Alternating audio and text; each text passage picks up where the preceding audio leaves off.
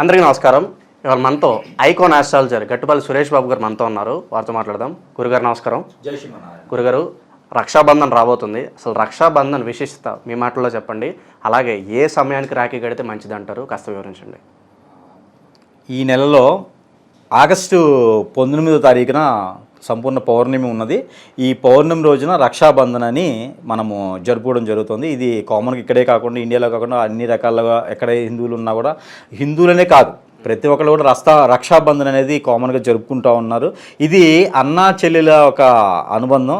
సోదరిమణులకి అందరికీ కూడా అన్నా చెల్లెలకి బంధం నిలబడాలని ఆ రోజున ఇది చెప్పుకుంటే చాలా ఉండేది. మన పూర్వం కాదు, వేరే ఒక కృష్ణుడి యొక్క కాలంలోనూ, అంటే కలియుగమే కాకుండా ద్రౌపదయుగం త్రేతాయుగంలో కూడా ఈ రక్షాబంధన్ అనేది ఉండేది. కాలక్రమేణా కూడా ఈ రక్షాబంధన్ అనేది పోకుండా సోదరిమణులు అంటే కామన్గా ఎక్కడికి పోతే ఒకే బ్లడ్తో ఉన్నా లేకపోయినా కూడా సోదరి భావం అనేది ఉంటుంది, కామన్గా ఉంటుంది కదా. భార్యాభర్తలు కూడా కట్టుకోవచ్చు. భార్యాభర్తలు అనేది వేరు, ఆ బంధం వేరు. అది కట్టుకుంటారేమో కానీ ఆ బంధం అనేది వేరు. భార్యాభర్తలు అనేది కంకణం కట్టుకుంటారు.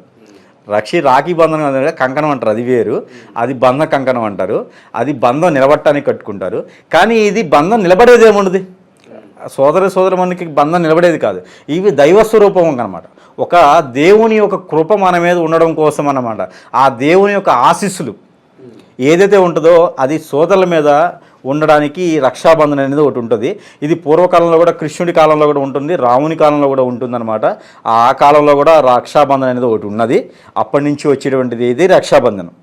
అయితే ఇప్పుడు కూడా మన కలియుగంలో అది పోకుండా రక్షాబంధన్ కట్టుకోవడం చాలా గొప్ప విషయం. ఇది అక్క చెల్లెళ్ళు అన్నలకు కట్టడం, తమ్ముళ్ళు కట్టడం అనేది చాలా గొప్ప విషయం. ఇది వచ్చేది చాలా పవిత్రమైనటువంటిది రక్షాబంధన్ అనేది.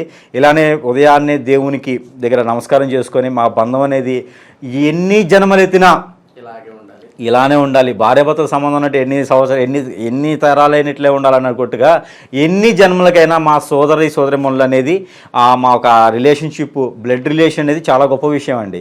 ఇది ఎలానే ఉండాలి అని చెప్పేసి అని రక్షాబంధన్ అనేది ఒక కడతారనమాట.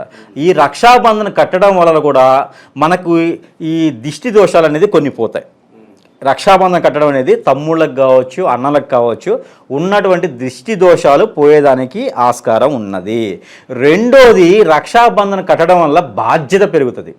అన్నలకు కావచ్చు, చెల్లెళ్ళకి కావచ్చు, అన్నలకి తమ్ముళ్ళకి ఈ యొక్క రిలేషన్షిప్, బ్లడ్ రిలేషన్షిప్ ఆడవాళ్ళు ఎవరైతే ఉన్నారో, చెల్లి కావచ్చు, ఎవరైతే రక్షాబంధన్ కట్టే వాళ్ళు ఉన్నారో వాళ్ళకి ఈ కట్టించుకున్న వాళ్ళకి కట్టే వాళ్ళ మీద బాధ్యత పెరుగుతుంది.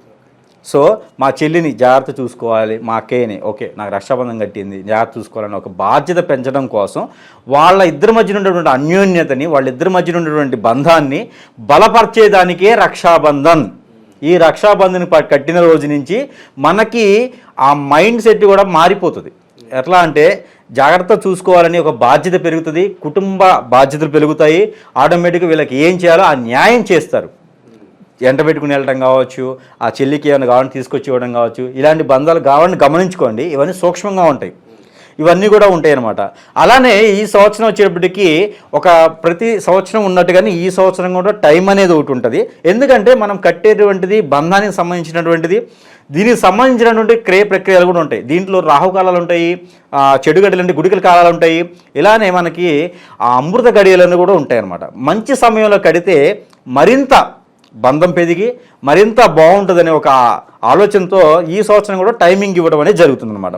దీన్ని మధ్యాహ్నం అభిజిత్ లగ్నంలో మధ్యాహ్నం సమయంలో కనుక తులా లగ్నం వస్తుందన్నప్పుడు 12:30 సమయం తర్వాత సోమవారం రోజున, పౌర్ణమి రోజున, ఆగస్టు 19వ తారీఖున ఏదైతే రక్షాబంధనం, రాఖీ పండుగ అంటారు రక్షాబంధనం ఉందో, ఇది మధ్యాహ్నం 12:35 తర్వాత 1:45 వరకు కూడాను ఈ రక్షాబంధన్ రాఖీ అనేది కట్టుకోవచ్చు.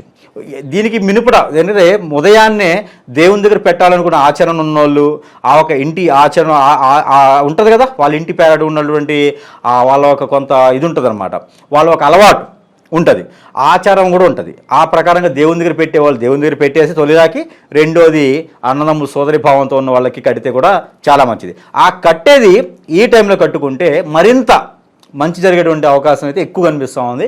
రక్షాబంధం కట్టుకొని తీపి తినిపించుకోవడం అనేది మంచి శుభదాయకమైనటువంటి రోజు మనం చెప్పుకోవచ్చు, శుభదినం అని మనం చెప్పుకోవచ్చు. అలానే సాయంత్రం సమయం కూడా ఒకటి ఉన్నది, అంటే ఏ టైం అయినా కట్టొచ్చు. ఆ కట్టేటువంటి సమయం కూడా బాగుంటే మరింత మంచి ఫలితం జరుగుతుంది కదా, దాని వలనే ఈ టైమింగ్ అనమాట.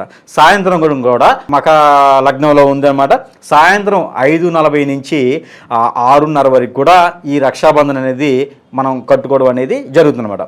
ఈ మాసంలో, ఈ ఆగస్టు మాసంలో 19వ తారీఖు వచ్చేటువంటి దాంట్లో ఈ తారీఖుల్లో కట్టుకొని ఈ టైమ్స్లో కట్టుకుంటే మరింత మంచి ఫలితం వచ్చేదానికి ఆస్కారం ఎక్కువ కనిపిస్తుంది. కాబట్టి ఈ టైమ్స్లో కట్టుకునే ప్రయత్నం చేయండి. జై శ్రీమన్నారాయణ.